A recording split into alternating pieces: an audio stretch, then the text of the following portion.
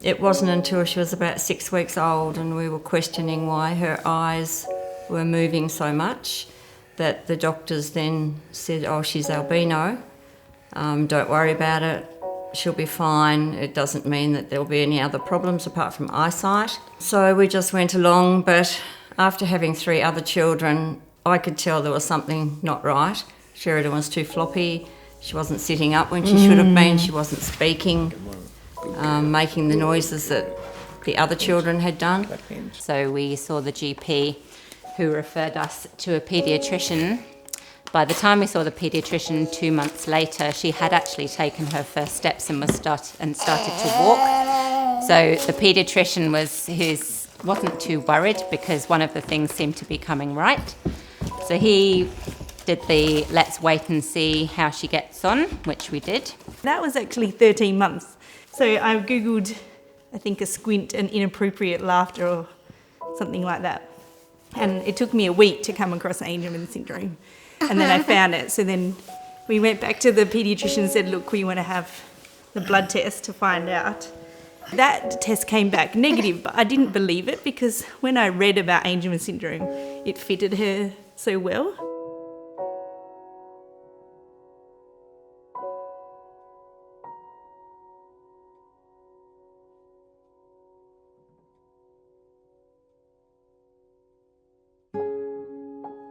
I said to him, if she has got something wrong with her, please give me a name.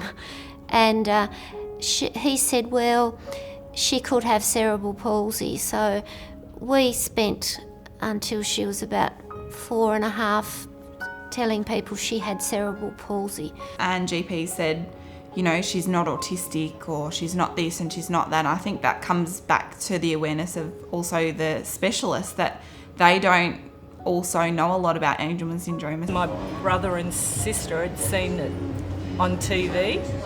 They were doing a show on Ray Martin and they thought that his symptoms were very similar to the person they were talking about then. At about that same time we watched the Ray Martin show, the midday show, where some Sydney families came on to talk about Angelman syndrome, and my mother and I were watching separately. And she rang me and said, those kids look like Hannah. And I said, yes. So we saw the geneticist at the hospital and she had him tested with DNA and he was confirmed Angelman syndrome.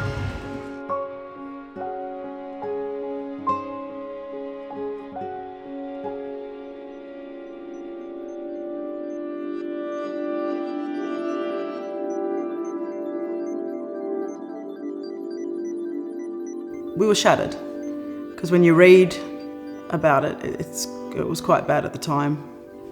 They warned me that it was probably, you know, what you'll read about it'll be a lot worse than what it is probably, and yeah, I think it was a lot worse than what it's actually been, I suppose. Yeah, Rod printed off a heap of information and gave that to me when I got home, and yeah, it was pretty horrible. I was reading things like, we'll never talk, may never walk. People with Angelman syndrome don't feel emotions, all sorts of things like that. It was really, really outdated. I mean, some people are great and they don't want to Google, but other people are just thirsty for information and they want to learn all they can. But I do feel that people are very, very good at posting, whether it's posting on social media or whether it's blogging on the internet, a lot of the bad things about something instead of the good. And the thing with the bad things, you remember the real bad things, and the good things you sort of might remember one or two.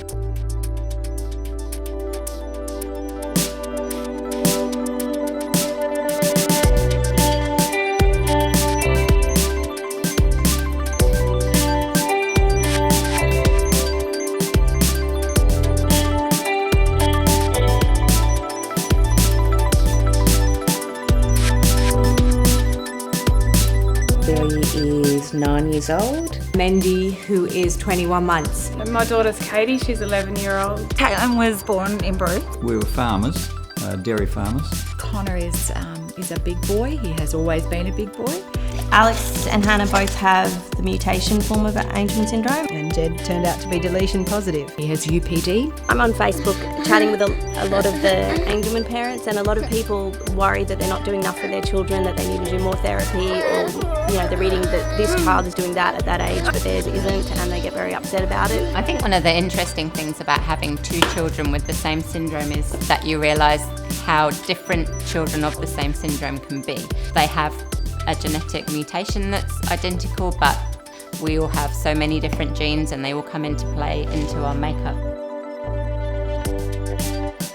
Life became a lot easier from just managing what our expectations of Connor, because we could see, we met other kids with Angelman syndrome and we went, wow, we can see now what the future might look like, and that was a big thing for us. Life is just very, very different for us, and most what we need from people is for people to understand that and to sometimes cut us a little bit of slack.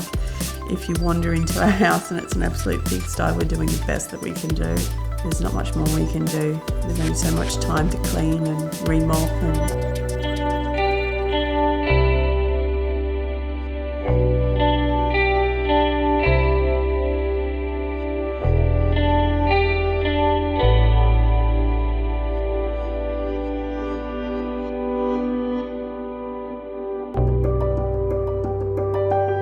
I think the families of today are so lucky to be able to get the information and the support. The diagnosis of Angelman syndrome introduced us to a community.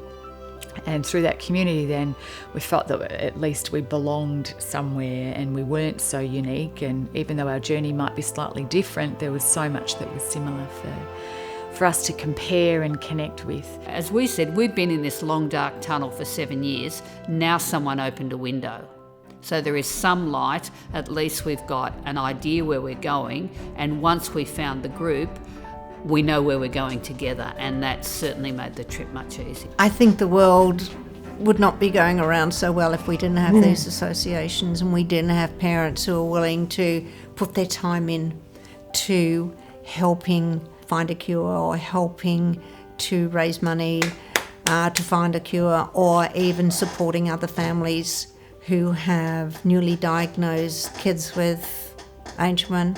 So it's just really unbelievable being able to help people help us find a cure for our Mendy, but also being part of that family and that emotional support, and to be able to be a part of that bigger picture really makes it better for her and therefore for us as well. I would just encourage people to reach out to other people within the network because they understand. And I think what people share is really important. It can be, getting tips and advice on, different things that they're struggling with at that time or challenges that they have. It can be through to therapy suggestions. I think it's really invaluable for a whole range of things. Seizure control has been a really big one for us, being able to get an understanding of what other families are using and what's been effective for them. So I think the sort of network that FAST has built is just completely invaluable for all families.